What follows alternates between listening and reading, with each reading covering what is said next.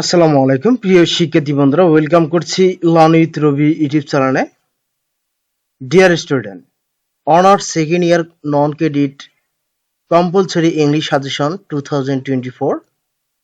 আজকের বিষয় হচ্ছে essay writing. Essay writing 15 mark রয়েছে। তোমাদের রাইটিং পার্টে 35 মার্কের মধ্যে এই এসে রাইটিংটা খুবই গুরুত্বপূর্ণ, কেননা এখানে 15 মার্ক রয়েছে তোমাদের জন্য। তোমাদের নন ক্রেডিট ইংলিশ সাবজেক্ট সেহেতু তোমাদের পাস মার্ক হচ্ছে 40, অর্থাৎ এই সাবজেক্টে তোমাদের কোনো ক্রেডিট যুক্ত হয় না, বরং তোমাদের সার্টিফিকেট থাকবে পাস অথবা ফেল। ঠিক আছে, যেহেতু তোমাদের এই পরীক্ষাটি কোনো ক্রেডিট যুক্ত হবে না, সুতরাং তোমাদেরকে 40 আপ তুলতে হবে। এটা হচ্ছে মূল বিষয়।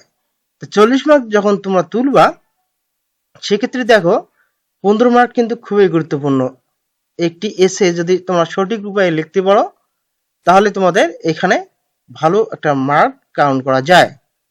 তো এই ধারাবাহিকতা বজায় রেখে আমি তোমাদের জন্য একটি গুরুত্বপূর্ণ টেকনিক নিয়ে এসেছি, যে টেকনিকের মাধ্যমে তোমরা 20 থেকে 30টি এসে কিভাবে তোমরা নিজেদের আয়ত্তে আনতে পারো, সেম ওয়েতে জাস্ট একটি ফরম্যাট মুখস্থ করে এই বিষয়টি আজকে আমি তোমাদের ক্লিয়ার করব ইনশাল্লাহ। তোমরা যারা আমার এই পিডিএফ হ্যান্ডআউটটি সংগ্রহ করেছো 2024 সালে, তোমরা অবশ্যই এই ক্লাসটি দেখবা বা ক্লাসটির সঙ্গে সংযুক্ত হবা, আমি তোমাদেরকে বলতেছি। তাহলে তোমাদের পিডিএফ হ্যান্ডআউট নেওয়া আরো ক্লিয়ার হয়ে যাবে, যে পিডিএফ হ্যান্ডআউটটি যারা নিয়েছো তাদের আরো ক্লিয়ার হয়ে যাবে, এবং যারা অলরেডি পরীক্ষার প্রস্তুতি নিচ্ছ, ঠিক আছে, তাদেরকে আমি সাজেস্ট করব যে পিডিএফ হ্যান্ডআউটটি তোমরা সংগ্রহ করে নাও। কেননা তোমরা এখনো পিডিএফ যারা নিও না, তোমরা অনেকেই অনেক বই কিনেছো, আমি তাদেরকে সাজেস্ট করব পিডিএফ হ্যান্ডআউটটি অনলি 250 টাকা। সো এর দাম বেশি নয়। তোমরা যদি এই পিডিএফ হ্যান্ডআউটটি সংগ্রহ করো, ইনশাল্লাহ এখান থেকে ভালো মার্ক কাউন্ট করতে পারবা। আর আমি যেহেতু কন্টিনিউ পিডিএফ হ্যান্ডআউটের উপর ক্লাসগুলো দিয়ে দেব, সুতরাং তোমরা অবশ্যই পিডিএফ হ্যান্ডআউটটি সংগ্রহ করে নাও। এখন তোমাদের মূল ফরম্যাটে নিয়ে যাব। আমি এখন তোমাদের যে ফরম্যাটটি দেখাবো, যে টেকনিকটি দেখাবো, এই টেকনিকটি অবলম্বন করে তোমরা কোন কোন এসিগুলো তোমাদের নিজেদের আয়ত্তে আনতে পারবা, just for only one format.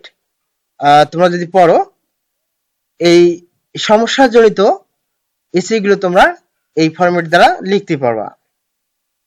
1 নম্বরে আমি দিয়েছি, দেখো, load shedding, traffic jam, eve teasing, price hike, devaluations, food adulterations, corruptions, environment pollutions, water pollutions, air pollutions, global warming, climate change, dangers of smoking, drug addictions, child labor, road accident, gender discriminations, campus violence, terrorism and militancy।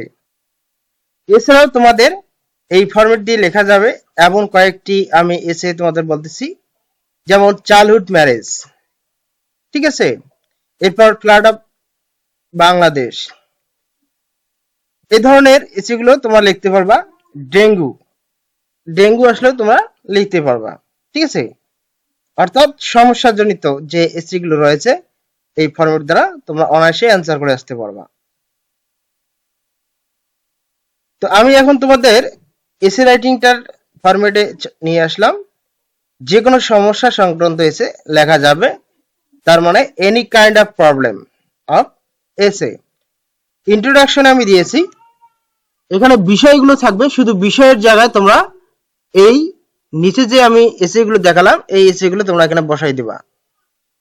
আশা করি তোমরা বুঝতে পেরেছো, এবং যারা এই ক্লাসটি করতেছো অবশ্যই আজকের এই ফরম্যাটটি তোমরা হ্যান্ডনোটে লিখে নেবা, অথবা তোমরা আমার পিডিএফ হ্যান্ডআউটটি তোমরা সংগ্রহ করে রাখতে পারো। তাহলে তোমাদের পাস নিয়ে কোনো প্রকার প্রবলেম ফেস করতে হবে না। আমি প্যাসেজ রাইটিং গ্রামার রাইটিং এবং রাইটিং পার্টের সমস্ত বিষয়গুলো এই পিডিএফ হ্যান্ডআউটে সুন্দর করে সাজিয়েছি, যেগুলো আসার মতন। প্রত্যেকটি বিষয়ে টেকনিকগুলো এখানে অ্যানাউন্স করা রয়েছে। তো ইনশাল্লাহ এই টেকনিকগুলো এই পিডিএফ এর উপর ডিপেন্ডস করে আমি প্রত্যেকটি ক্লাস তোমাদের ইউটিউব চ্যানেলে দেব। এই ইউটিউব চ্যানেলের মাধ্যমে তোমরা অবশ্যই ক্লাসগুলো করে নেবা। পাশাপাশি আমি আমার লার্ন উইথ রবি ফেসবুক পেজে আমি এই ক্লাসগুলো দেব। তোমরা চাইলে ফেসবুক পেজ থেকেও এই ক্লাসগুলো দেখতে পারো। তো ইন্ট্রোডাকশনে আমি দিয়েছি, দেখো ইন্ট্রোডাকশনস বিষয়ে যে বিষয়গুলো আসবে সমস্যা সংক্রান্ত এই বিষয়গুলো তোমরা বসাই দেবে বিষয়ের জায়গায়। এরপর দেখো, it is a serious problem in our country which affected the people of the country in different way. It is a very simple for the people and also for the country. It threats people's quality of life. This problem is available in our country. একই ভাবে আমি simple ওয়েতে তোমাদেরকে introduction দিয়েছি। তোমরা চাইলে আরো কি অ্যাড করতে পারো, যে কোনো লাইন তোমাদের ক্রিয়েটিভিটি অনুযায়ী, ঠিক আছে। এরপর দেখো, present situations dash its current conditions is there. We will see if we read the daily newspaper. It has become a significant threat to us. In fact, we are in danger for our habitat and way of life. এরপর দেখো, most reasons, there are many reasons for this dash. One of the reason is that we do not know about it advantage and disadvantage. Literacy is one of the major problem in the country. Most people in our country are ignorant, due to which this problem is increasing day by day. এর পরের প্যারা দেখো, আমি প্যারাগুলো একবারে সংক্ষিপ্ত আকারে দিয়েছি, তোমরা চাইলে তোমাদের ক্রিয়েটিভিটি অনুযায়ী লাইন অ্যাড করে নিতে পারো। How does damage? However, it has many bad effects. It stops the progress of the country. It causes various problems in the society. It destroys the momentum of the country and the nation. Its effect can be seen in the economy of our family as well as the country. এরপর আমরা দিয়েছি how to way, তার মানে এ থেকে কিভাবে পরিত্রাণ পেতে পারি। We need to solve this problem. We all need to be aware of this dash. The government shall be apply the laws strictly. The people should be conscious. Everybody should know the bad effect of it dash. If we follow the rules, we can solve it very soon. Conclusion: we cannot solve this problem in a day. That's why we need to awaken the sins of humanity. The government's aim is to make everyone aware of this. We all need to come forward on this.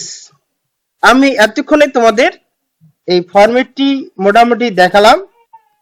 তোমরা একটা জিনিস লক্ষ্য করবা, এখানে যে বিষয় আমি বাংলায় লিখে দিয়েছি, শুধু এই বিষয়ের জায়গায় তোমরা এই তোমাদের এক্সামে যে বিষয়গুলো আসবে, ব্যাড ইফেক্ট, ঠিক আছে, এনি ব্যাড ইফেক্ট অথবা এনি ব্যাড সাইড, তোমরা এই বিষয়গুলো জাস্ট বিষয়ের জায়গায় বসাই দিবা, তাহলে তোমাদের আর কোনো এখানে সংযুক্ত করতে হবে না।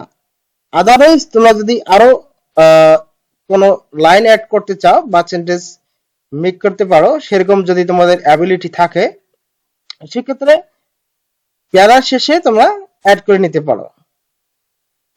মোর দ্যান তোমরা যদি পারো, ঠিক আছে। আদারওয়াইজ যদি তোমরা আবার মাঝে অ্যাড করে দিতে পারো, সেক্ষেত্রে আবার এলোমেলো হতে পারে।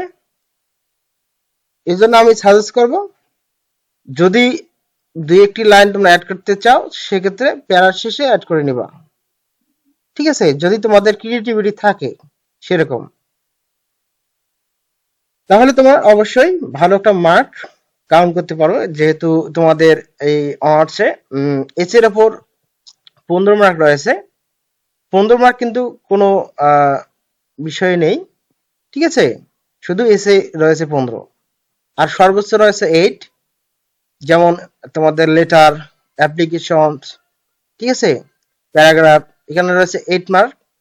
শুধু অনলি এসে রাইটিং এ তোমাদের 15 মার্ক রয়েছে। তো 15 মার্কের মধ্যে অবশ্যই 12 থেকে 14 মার্ক তোমাদের তুলতে হবে। ইনশাল্লাহ এই এসে থেকে তোমরা এই মার্ক কাউন্ট করতে পারবা। তো প্রিয় শিক্ষার্থী বন্ধুরা, আমি আজকে তোমাদের এই ক্লাসটিতে দেখালাম কিভাবে তোমরা এই এসেতে সমস্যাজনিত এসে গুলো তোমরা লিখতে পারো একটি ফরম্যাট দ্বারা।